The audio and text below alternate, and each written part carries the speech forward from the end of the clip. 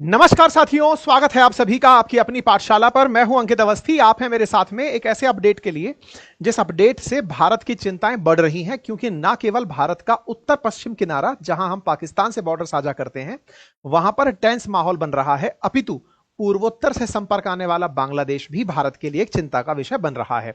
चर्चा है कि भारत अपना जो बदला लेने के लिए तैयारियां कर रहा था पहलगाम हमले की, उसमें हमारी स्ट्रेटेजी का हिस्सा था कि पाकिस्तान को ना केवल भारत के साथ पीओके वाले बॉर्डर से लेकर के कराची बंदरगाह तक एक साथ काउंटर किया जाएगा, बल्कि भारत ने आसिम मुनीर के प्लान को भी डिकोड कर लिया था। हमने ये समझ लिया था कि किस तरह से यह व्यक्ति भारत के खिलाफ कहीं और धर्म के आधार पर भड़काने जैसी हरकतें कर रहा होगा।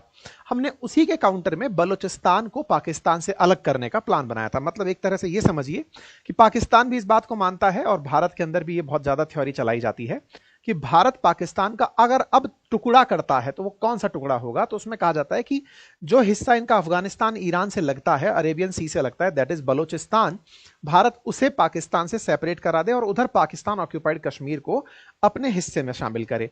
तो बलूचिस्तान हमारा प्लान बना हुआ है, जस्ट लाइक बांग्लादेश की, इसे तोड़कर अलग करना चाहिए। इसके लिए हमारे द्वारा कहा जाता है कि बलोच लिबरेशन आर्मी, जो पाकिस्तान के अंदर क्रांतिकारी समूह है, उसे भारत के द्वारा सपोर्ट किया जाता है, ऐसा उनका मानना है।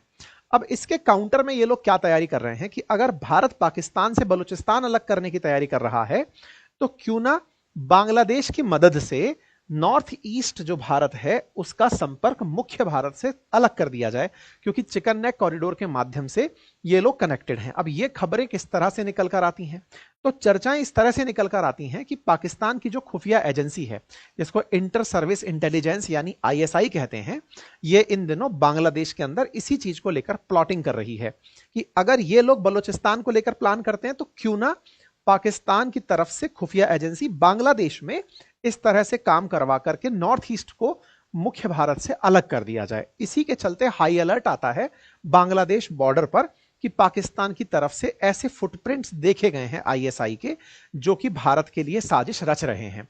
एक इंटरेस्टिंग बात यहां पर मैं आपको बताता हूं कि पाकिस्तान की तरफ से जो आईएसआई है, इसका बांग्लादेश में नामो निशान नहीं था, या फिर ये समझिए एजेंट्स हुआ करते थे, कभी एक्सेप्टेंस नहीं था।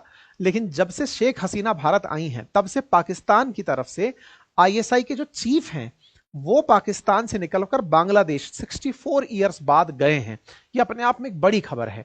अच्छा, आएंगे हम उस खबर पर भी। तो फिलहाल के लिए हमारे देश में हाई अलर्ट है इस बात का कि पाकिस्तान प्लान कर रहा है बांग्लादेश से इस तरह की साजिश करवाने का कि नॉर्थ ईस्ट को कैसे भारत से सेपरेट कराया जाए।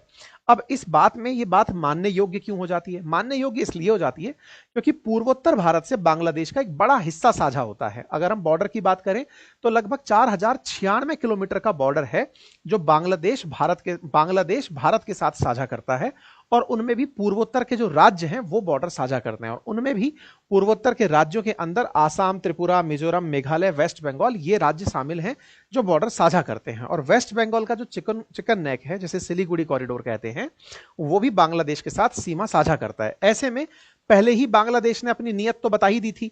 वो जब वो चाइना को ये कह रहा था कि हम इसके लिए एक गेट की तरह काम करते हैं, हम इसके लिए गार्जिन की तरह काम करते हैं, तो ऐसे में बांग्लादेश की नीयति तो चाइना के साथ में पहले से ही थी कि वो क्या सोचता है।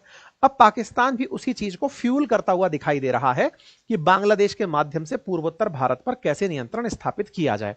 अब पाकिस्तान ने ये सारी हरकतें कैसे की? उसने केवल भारत के विरोध में, जो शेख हसीना का विरोध हो रहा था, शेख हसीना चूंकि भारत आ गई, तो शेख हसीना के विरोध में जब यहां पर मोहम्मद यूनुस की सरकार बनी, असल में ये कार्यकारी हेड बने, तो इन्हें ही सपोर्ट करने के लिए आईएसआई यहां पर हाथ पांव चलाना शुरू कर दी। इन्हें पाकिस्तान की तरफ से सपोर्ट मिलना शुरू हुआ, इनके बीच में डिफेंस कॉपरेशन बढ़ना शुरू हुआ, इन्हें यहां से मतलब आर्सेनल्स जो हैं वो भर भर के भेजे जाने शुरू हुए बांग्लादेश को। बांग्लादेश ने पहली बार वीजा रूल्स को रिलैक्स किया so that Pakistani easily Bangladesh में आ सकें। और ऐसे में यहां की इंटर सर्विस इंटेलिजेंस आईएसआई, जो पाकिस्तान की खुफिया एजेंसी है, वो 31 जनवरी 2025 की यह खबर है, वो बांग्लादेश के अंदर देखा जाना शुरू हो जाती है। और हेडलाइन बनती है कि आईएसआई का जो चीफ है वो विजिट करता है ढाका, यानी बांग्लादेश की राजधानी, और उसका उद्देश्य है कि वो बांग्लादेश के अंदर अपना नेटवर्क क्रिएट करे। तो आईएसआई चीफ की जो ये विजिट है, अब इंटरेस्टिंग बात यहां पर देखिएगा, आईएसआई चीफ है लेफ्टिनेंट जनरल आसिम मलिक। ये है वो व्यक्ति जो कि 64 साल बाद 1971 के बाद 2025 में, मतलब इससे पहले कभी इन लोगों का मूवमेंट ही नहीं हुआ, वो व्यक्ति यहां पर पहुंचता हुआ पाया गया। तो ऐसे में जब इतने सालों बाद अगर कोई व्यक्ति यहां पर पहुंचा है, 64 हुआ कि 54 हुआ यार, 25 में हम चल रहे हैं, 71 के साथ 30, हाँ, तो 54 साल के अंदर कोई व्यक्ति जाकर के यहां पहुंचा है। तो ऐसे में ये जो व्यक्ति पहुंचा आसिम मलिक, आसिम मलिक का कहानी क्या है अब वो समझिए कि यही प्राणी फिलहाल के लिए पाकिस्तान का एनएसए बनाया गया है। इससे आप और ज्यादा समझ सकते हैं कि किस तरह की ये न्यूज खतरनाक हो सकती है। जो व्यक्ति पहली बार, यानी कि जब से पाकिस्तान से टूटकर बांग्लादेश अलग हुआ है, तब से आईएसआई वालों का जाना बैन था, उसी बीच में आईएसआई का चीफ निकलकर यहां पहुंचता है, और ये पहुंचा है यही व्यक्ति अब पाकिस्तान में एनएसए बनाया गया है। यानी पाकिस्तान के एजेंडे में कौन सा व्यक्ति शामिल है आप इससे अंदाजा लगा सकते हैं, ठीक है। तो यहां पर पहली बार आईएसआई चीफ का यहां पहुंचना एक बड़ी खबर बना। हालांकि बांग्लादेश इसका डिनाई करता रहा कि नहीं, हमारे यहां पर कोई आईएसआई चीफ नहीं आया, लेकिन भारतीय सेना ने अपनी खुफिया जानकारी से यह निकालकर बता दिया कि आईएसआई सक्रिय है, उसके चीफ ने यहां पर ताजा ताजा विजिट की है। और इसी बीच में अभी कल के दिन पाकिस्तान ने इसी आईएसआई चीफ को अपने यहां नेशनल सिक्योरिटी एडवाइजर बनाया है, इंडिया के साथ टेंशन होते हुए। अब थोड़ा आईएसआई के बारे में भी जान लीजिए। जैसे भारत के अंदर आरएडब्ल्यू है, रॉ है, बिल्कुल वैसे ही पाकिस्तान की खुफिया एजेंसी आईएसआई है। भारत में खुफिया एजेंसी का काम क्या है? भारत के लिए लीड इकट्ठी करना, इंटेल इकट्ठी करना, दुनिया में भारत के विरोध में क्या हो रहा है वो जानकारी जुटाना। पाकिस्तान की आईएसआई भी करता कुछ वैसा ही है, लेकिन ये भारत के खिलाफ आतंक को बढ़ावा देने में भी बहुत ज्यादा अपना मनी और समय इन्वेस्ट करता है। आईएसआई की जो शुरुआत है, ये शुरुआत से ही मानी जाती है, लेकिन कहा जाता है कि पाकिस्तानी आर्मी के लिए इंटेलिजेंस, नेवी के लिए इंटेलिजेंस जुटाने का काम ये करता आया है, और इसका उद्देश्य केवल भारत को टारगेट करते हुए कि भारत के कैसे से अधिक नुकसान पहुंचाया जाए। कहा जाता है कि ओसामा बिन लादेन जैसे आतंकी भी आईएसआई की ही देन थे। तालिबान का जन्म भी आईएसआई की ही मतलब खुराफात थी। ये माना जाता है कि आईएसआई ने ही आज तक जितने भी आतंकियों को ट्रेन दिया है, या फिर लश्कर तैयबा हो, ये सारे के सारे जो आतंकी ग्रुप हैं, जैश ए मोहम्मद हो, इनकी ट्रेनिंग भी आईएसआई द्वारा ही कराई जाती है। हद यह है कि यूएस के ऑफिशियल डॉक्यूमेंट में एक बार आईएसआई को आतंकी समूह तक डिक्लेयर कर दिया गया था। वो लीक डॉक्यूमेंट था जिसे पब्लिक नहीं किया गया, लेकिन ये न्यूज आपको दिख सकती है। मतलब अमेरिका खुद ये मानता है कि ये खुद एक अपने आप में टेररिस्ट आउटफिट है। भारत के अंदर जो भी आतंकी हमले होते हैं, उनका कनेक्शन कहीं ना कहीं से आईएसआई से जुड़ जाता है। फहरिस्त लंबी है। अभी जो हमारी एनआईए की team, national investigating agency, Pahalgam हमले की जांच करने पहुंची है, उसने भी पहलगाम हमले में भी आईएसआई का तार निकाल दिया है कि यही वो एजेंसी है जो ये सारे काम करा रही है। साथ ही साथ भारत के विरोध में आजकल जो आप खालिस्तानी प्रोटेस्ट होता हुआ देखते हैं, वो भी पाकिस्तान की इसी आईएसआई के द्वारा कराया जाता है। पाकिस्तान ही लगातार भारत के खिलाफ खालिस्तानियों को उपयोग में ले रही है। एक तरह से यह समझिए कि जैसे भारत ने इन्हें अफगानिस्तान के अंदर, तो भारत ने इन्हें बांग्लादेश के साथ सेपरेट किया, ऐसे ही ये लोग भारत के अंदर से पंजाब को तोड़ करके खालिस्तान बनाने का विचार करते हैं, पूर्वोत्तर भारत को तोड़कर एक अलग देश बनाने का विचार करते हैं। ये जो अमृतपाल सिंह जो पंजाब के अंदर एक एमपी हैं, जो फिलहाल जेल में हैं, कहा जाता है कि इन्हें भी पाकिस्तान की आईएसआई के द्वारा जॉर्जिया में ट्रेनिंग दी गई थी। ठीक है, तो पाकिस्तान की आईएसआई ने निज्जर की किलिंग भी प्लान की थी, यह तक भी न्यूज निकल कर। कहा जाता है कि भारत के साथ कनाडा के संबंध बिगाड़ने के लिए आईएसआई ने निज्जर को मरवा दिया, उससे कनाडा भारत के बीच में मामला बिगड़ गया। वास्तविकता में यह सारा काम किया धरा आईएसआई का था, मतलब यह तक भी रिपोर्ट्स निकलकर आई। खैर, आज खालिस्तानियों के लिए आईएसआई एक बहुत बड़ा सपोर्ट सिस्टम है, और खालिस्तान के टेरर को बढ़ाने में पाकिस्तान सीधा सीधा उन्हें ट्रेनिंग देना हो, या फिर उनके सरगनाओं को अपने यहां रख करके खालिस्तान मूवमेंट को टेरराइज करना हो, यह सब काम बढ़िया तरीके से आईएसआई करती आ रही है।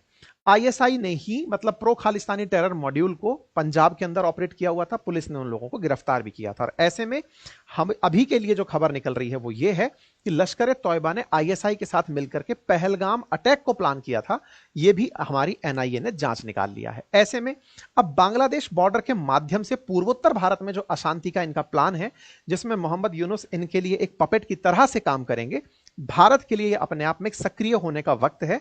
हम तय करें कि आईएसआई एजेंट्स को बांग्लादेश के अंदर भारत के विरोध में मोमेंटम बनाने से रोका जाए, भारत इस पर सक्रियता से काम करे, भारत के द्वारा तैयारी हो कि हमारे बॉर्डर्स की सिक्योरिटी प्रॉपर तरीके से हो। ऐसे में अब देखना होगा कि भारत बांग्लादेश का चाइना के द्वारा और पाकिस्तान के द्वारा उपयोग ना होने दे, क्योंकि चाइना ने बांग्लादेश को सोचा है कि इन्हें मैं कैसे नॉर्थ ईस्ट के लिए यूज करके अपने एरिया को आगे तक बढ़ा लूं। यह अपने आप में इंपॉर्टेंट इसलिए हो जाता है क्योंकि हाल ही में इनके एक क्लोज साथी हैं, किनके साथी हैं, आसिफ इसके मोहम्मद यूनुस के, जिनका नाम है ALM फजलुल रहमान। उन्होंने हाल ही में एक ट्वीट किया और वो मतलब एक पोस्ट किया और उसमें उन्होंने ये कहा कि अगर इंडिया पाकिस्तान पर अटैक करता है तो हमें नॉर्थ ईस्ट को कब्जे में ले लेना चाहिए।